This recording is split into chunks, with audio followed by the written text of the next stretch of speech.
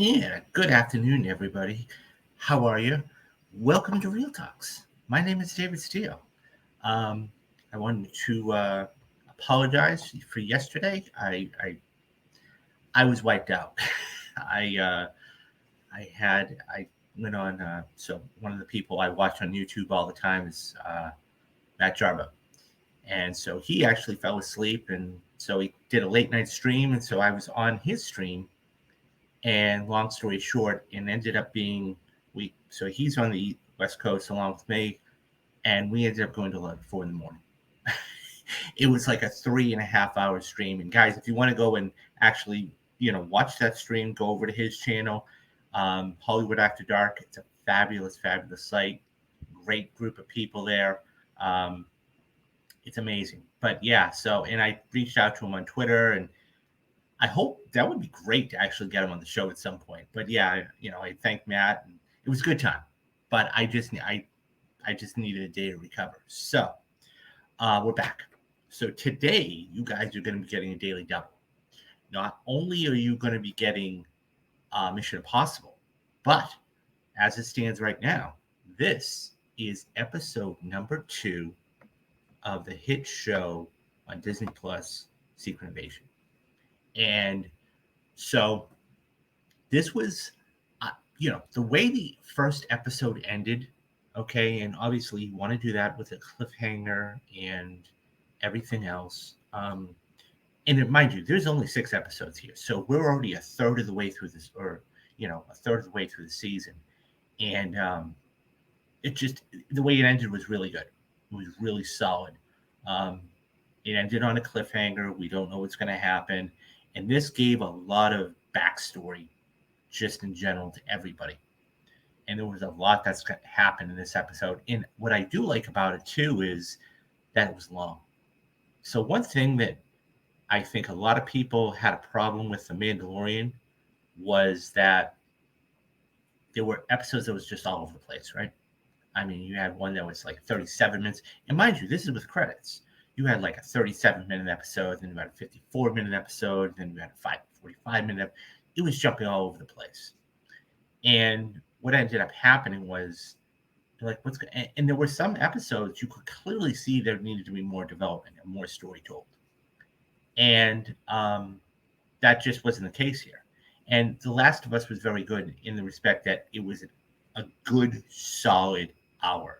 And anybody who watches television or knows television knows that if you're invested in the story and you're invested in the characters, and guys, this is where I always go back to, the hour just flies by. I mean, even The Last of Us, okay, I knew the story, but I wanted to see it. And there were some times, like the second or third episode, probably the fourth episode, it was like, ah. I'm like, my God, that's it? You know what's going to happen, but it's still one of those things. So, anyways, this was a solid, solid episode as far as time. This was, all told, it was, I believe, 54 minutes, right around there, mid 50s. So it was good. And it was a lot that happened, too. Um, I mean, yeah, you had credits at the end. So if you want to call it like 50 total minutes. So, anyways, so this is this Secret Invasion episode number 2. So this episode was entitled Promises. And there was a lot that happened. And so it starts off in 1997 London. And so Fury basically, we see Fury, and he is talking with a bunch of Skrulls. And this is predating everything. And we see this this mother, or not mother, but he lost. So this Skrull here, right in the forefront, lost his parents in the attacks. And so, you know, basically the other Skrulls pulling him aside and say, look, he lost his parents. It's kind of hard to get through to right now and everything else. And, so basically Fury. So Ben Mendelsohn, who's fantastic in this episode as well, that's to be said too. And so basically, Fury gives a speech and says, look, you're going to want to be here and do what you're going to do. Just stick with me And I promise you, this is where the episode promise comes in. I promise you this is all going to go well. And subsequently, what ends up happening is later on, Ben Mendelsohn's character and Fury are on the train and they're talking. And so the authorities were actually looking for Fury and they can't find him because, of course, what ends up happening at the end of the first episode is they think he's responsible for the bombing that killed, a couple thousand people. And so the soldiers on the train can't locate him. So Mendelsohn and Fury have a chat on the train, and basically, I love the backstory. I love the backstory on the train.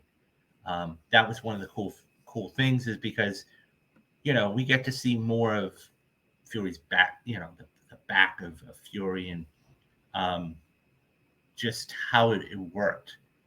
And I think that was important too. Is he says, so my mom and I used to play this game. It was tell me something I didn't know.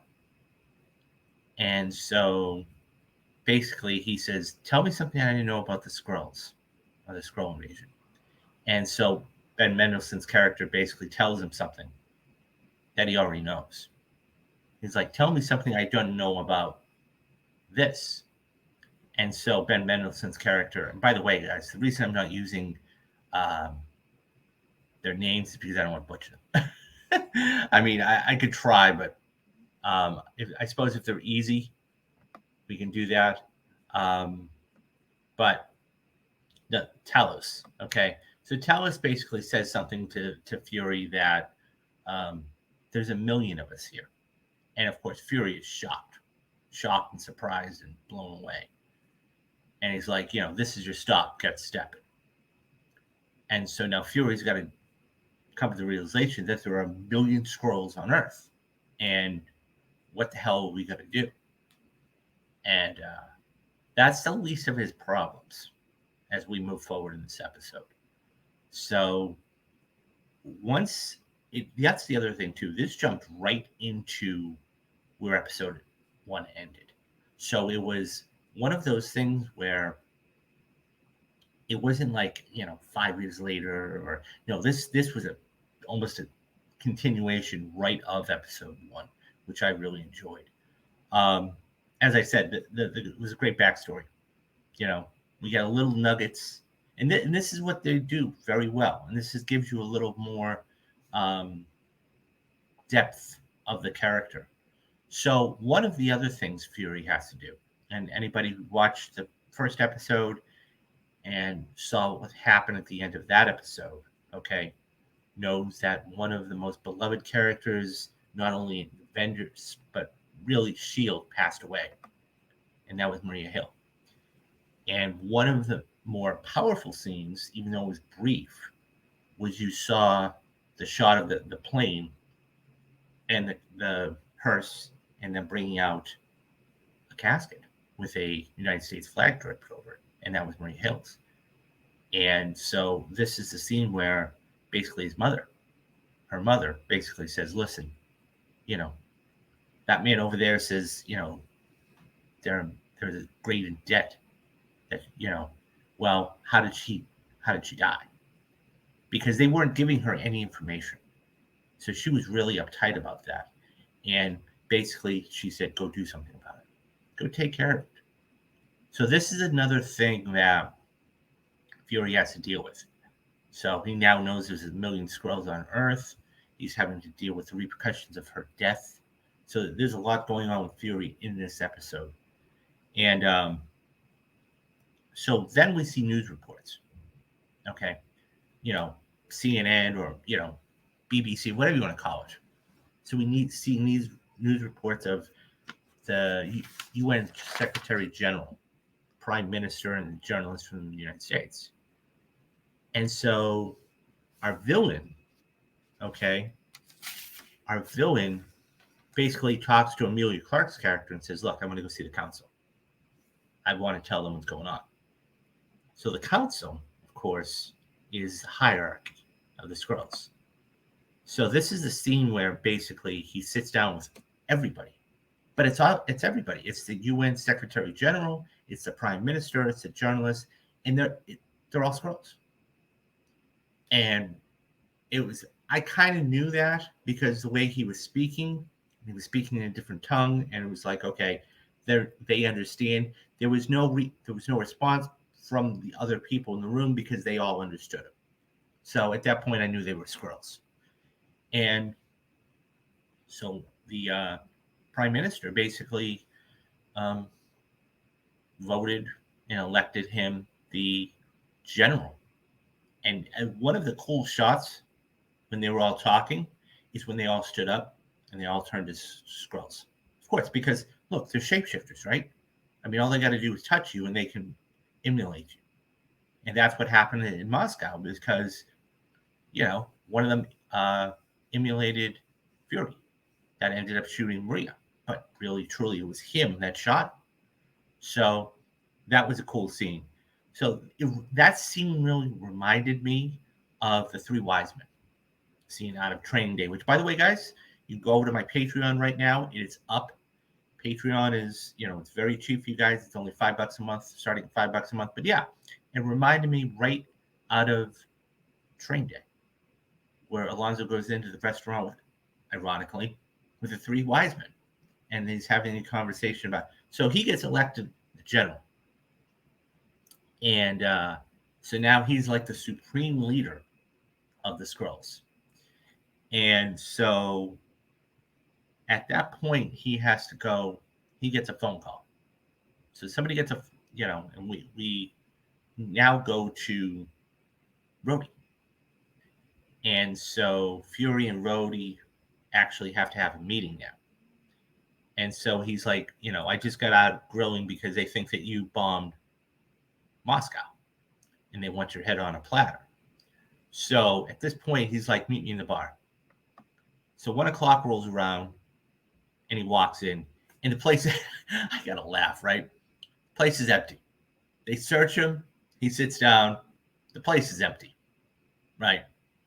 And it's like, look, they have their talk, and the banter is really, really good. That was probably one of the best things about this episode, to be absolutely honest. Like that 5 or 7 minute exchange between Fury and Rhodes was one of the best portions of this episode. And so he's like, "You're firing me?" So he was pretty upset, to say the least. And at that point, he's like, "Okay, you can do this the easy way or the hard way," because Rhodey has to answer to higher ups. And he's like, "Okay, I'm leaving."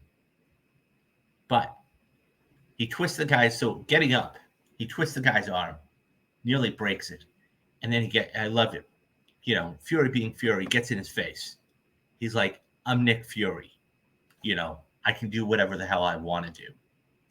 And this is where you see the aggression come out of him. And I thought it was a really cool scene. Just it was a lot of banter, but it was a lot of powerful jabs, going at each other. The callback too. I love the callback of Groot. So we then cut to the scene where they go back to the hideout. So Talos and Amelia Clark's character go back to the hideout. And so because they're trying to figure out the DNA, and they're trying to do this for new recruits. And there's a research team going on. And so she sits down, she's at the computer, and she types in something, and one of the first things you see, it says Groot. So you see the callback there, which I thought was really, really cool. Okay, Marvel is very good at doing callbacks. Very good. And so one of the other things so they're trying to find this guy. They're trying to find this guy and figure out what his story is and everything else. And so we then go to Olivia Colman's character. So we go to this essentially freezer. So we got this guy chained up, and you see these guys beating the living daylights out of him and everything else. And so then Olivia Colman walks in, and you got to remember, guys, she's a 2-time Academy Award winner, so she's got a presence. And she's like, has he talked? And he's like, no, I don't know how you're going to get it out of him. So they said, okay, everybody leave. I have my methods. They're like, huh? So essentially, what ends up happening, the torture scene. So there's a torture scene that happens. And I got to say, like, one of the first things that she picks up a cleaver and she cuts off one of the guy's fingers. I'm like, ooh. But she's like, okay, let's party. Because at that point she knows he's a Skrull. And she takes this serum, okay, and she injects it into him. And it heats up the metabolism. And you start to see him change. And it's essentially to try and extract the information out of him. And it was a brutal scene. So what ends up happening is she gets the information she needs. Okay. Meanwhile, Amelia Clark's character and the other one are going to try and find this guy. They find him. Okay. There was a little bit of a scuffle. They kill the people. They break down the door. Okay. And he said, did you tell him anything? He's like, no, I didn't tell him anything.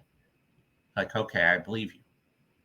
So they go start driving, and then they go kill the guy because he obviously doesn't believe him, but he betrayed him, so he didn't want him around anymore. So now he knows that they are basically he's getting they're on his scent, if you will. They're on his tail. So one of the final things you see is just like any good show, okay, and I always call it the oh shit moment, okay, where it's within the last 5 to 7 minutes, something happens and it's the hook for next week, and you go, oh shit. So we see Nick Fury's wife. So he pulls up, and we see some chopping, and the next thing you know, so then cuts to her, and she's a Skrull. She's a Skrull. And then she takes her human form, and they embrace, and that's the episode. And it's really going to be interesting to see. I mean, once again, and that's what a good show should do for you, unless you know the material, okay, or the source material, you should know where you should have questions. So I think there's a couple of questions to be asked here. Number one, how is Fury going to react when he finds out his wife is a Skrull, right? Because don't forget, Ben Mendelsohn's character had said there's 1 million on Earth, so it could be anywhere.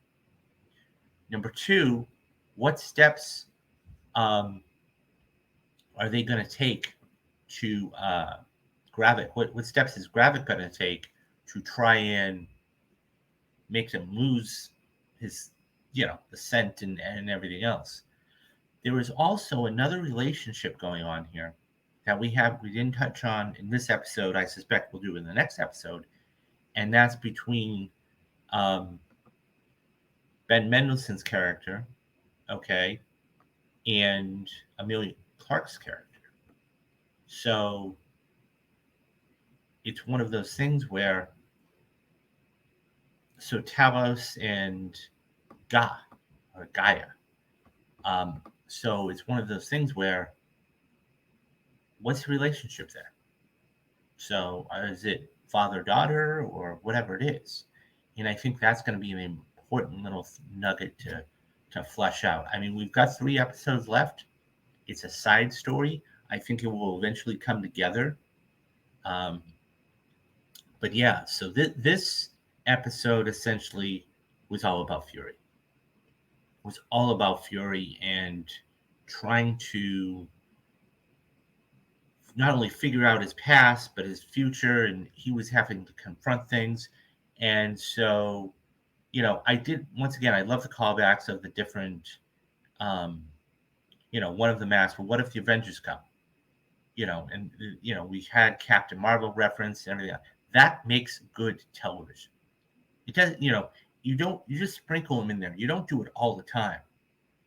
And so I think that this is going to be very good. I mean, I'm obviously going to watch next week, and it's fascinating to see what happens.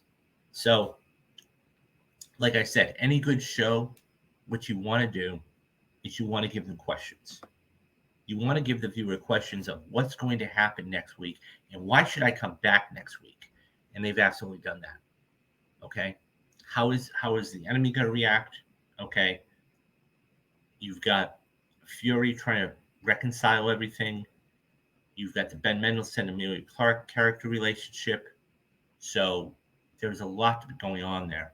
I think episode 4 and 5 is when it's going to really start to heat up. I think this is going to be more storytelling.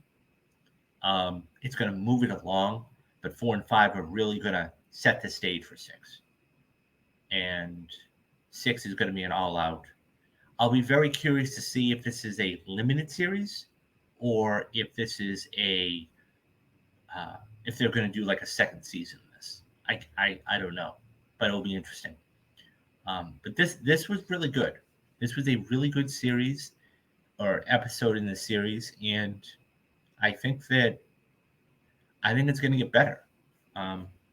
So, and that's the thing. It wasn't like I was bored.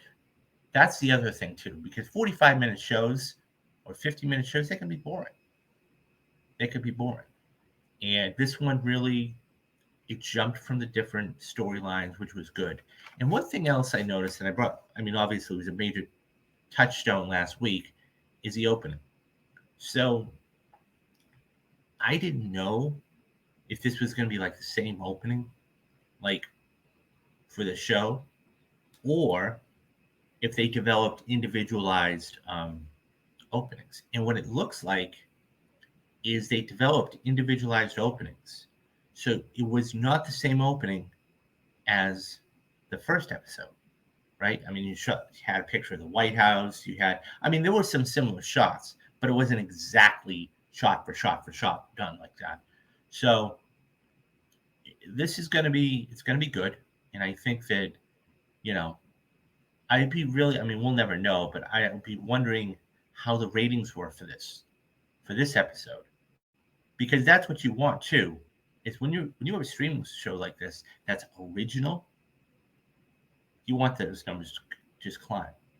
Okay, even with something like Last of Us, and I know I keep going back to it, that show had, I want to say, around. Look, HBO Max crashed the first night. People don't realize that. That's why when 24 hours later was one of the most watched things on the streamer. But you just see it. I think it started like 5 million. By the time it was over, and granted that was 9 episodes, it was almost 9.2 million people watching that night. The only other show that had done that had broke that, was House of the Dragon. So that tells you something. So I think that's going to be a very interesting thing. But overall, I enjoyed it. And I think next week it's going to be fascinating to see how these things work and what happens with them. And the storyline, it looks good. Obviously, I can't wait for 4, 5, and 6. I think 3 is going to be, like I said, just more story-based of everything else. So, okay. So I know this was very brief. It was about 25 minutes, but it was a necessary thing. I had to do a little catch-up. So if you guys do tune into this, okay, and watch this all the way through, first of all, thank you. But more importantly, I only have a couple of things to ask. Number one, please hit that like and subscribe button, because that is going to get this out to everybody. And that's what I want. I want people to watch this, as many people to watch this as possible. Okay. Number two, If you like to support me, as the ticker says below, there's a number of different ways you can do it. Number one, you can drop a super chat if you ever do come into the chat. Okay. And by the way, I'm very grateful for everybody who believes in me doing this. So you can either drop a super chat for questions, or you can go to the Patreon, which, by the way, I just released the other day. There's two brand new shows up there. One is Mob Mondays. Okay. That is $5 a month. That is all of the great mob movies of the past, let's say 30 or 40 years. I will be doing month by month by month by month. You will get all of those movies. Okay. Or if you want to do both, there's another one up there that's Rewatch Wednesdays. Rewatch Wednesdays is a show that I started that I had about movies I hadn't seen in a while, sat down, rewatched them, and basically give you my input. Sometimes I'll have guests on, sometimes not. This particular one, you guys selected for Mob Mondays, you guys selected Goodfellas. So, fantastic movie. Another one by Martin Scorsese. Okay. And then for Rewatch Wednesdays, you guys selected Train Day. So I will be putting out in the next week or two. Okay. It's probably next week. Okay. Even today, probably I'll be putting out a tweet to actually ask you guys what you want to see for Mob Mondays and Rewatch Wednesdays. And then, like I said, it's $10 a month, guys. It's $10 a month. So the other thing too is, if you want to just head on over to the store and grab a mug or a shirt or a hoodie or very, very, it's relatively cheap, and they look good too. So the other thing, if you really, and I try to make things as cheap as I possibly could, you could actually support me becoming a member. So I'm starting to grow the community right now. And so there's three different levels. You have one that's $2.99 a month. You have one that is $5.99 a month, and you have one that is $9.99 a month. If you get the $9.99 level, you will be getting a 1 hour private conversation with me and talk about anything you want, whether it's movies or sports or upcoming schedules, what's going on. So that will be that. And yeah. So number 3, perfect movies. Tomorrow is July 1st. Oh my gosh. Tomorrow is July 1st. We're going to be 6 months into almost 7 months into the year. So every single month I put up a brand new a movie that I believe is, quote, perfect. Okay. I started with Silence of the Lambs. Okay. Went to Captain America Winter Soldier. I've done Heat. I've done The Social Network. I've done The Dark Knight. I've done, a couple of others. Okay. I have a couple of ideas in mind, but, maybe I'll put that out to everybody to see what they want to see. So perfect movies. That whole series is completely free on YouTube, and you don't have to pay for that. So guys, go check that out. So upcoming for this weekend, okay? Tomorrow. So today you guys are going to be getting another mission about, 3 o'clock. So I'll be back here at 6 p.m. Eastern Time, 3 p.m. Pacific, and I'm gonna discuss Mission Impossible: Rogue Nation. We only have 2 films left. Okay, Rogue Nation and Fallout, and that's going to lead up to July 12th in Mission Impossible: Dead Reckoning Part 1. Speaking of spoliercast, and I will be doing a spoliercast for that. But speaking of spoliercast, I will be going to see Indiana Jones either tonight or tomorrow morning, depending on how things go. And then tomorrow, guys, come back here. I don't know what time yet. Come back here tomorrow. Okay, I will be doing a Indiana Jones and the Dial of Destiny spoilercast. And we'll be talking about everything about Indiana Jones, about the movies, what you liked, what you didn't like, what was a good character, what was a good scene, everything about it. So we're going to be doing that. And then on Sunday, okay, stay tuned, come back here, and we're going to be doing another Ask Me Anything. It's going to be like an open mic kind of thing. You guys can shoot your questions in, and we'll just it's basically a get to know me type of thing. And that way I can answer your questions. You get to know me and everything else. And then we're just going to keep going. And so don't forget, guys, we got 3 big movies coming up in the month of July. We've got, I know I keep harping on it, Mission Impossible Dead Reckoning Part 1. We've got Barbie, and we have Oppenheimer. And then in the month of August, we have Teenage Mutant Ninja Turtles and, of course, Blue Beetle. So stay tuned for all of this stuff. There's so much on the channel, and I want you guys to see it all. Okay, so that is going to do it. As I said, guys, come back here at 6 p.m. Eastern Standard Time. Okay, 3 p.m. Pacific Standard Time. And you guys will be able to see my thoughts on Mission Impossible Rogue Nation. Okay, that's going to do it for today. So do the 3 things that you got to do, guys. Be safe, be careful, and have a great day and rest of the weekend. Go see Indiana Jones. All right, I will see you guys later, and take care of yourself. I'm David Steele, and this has been Real Talk.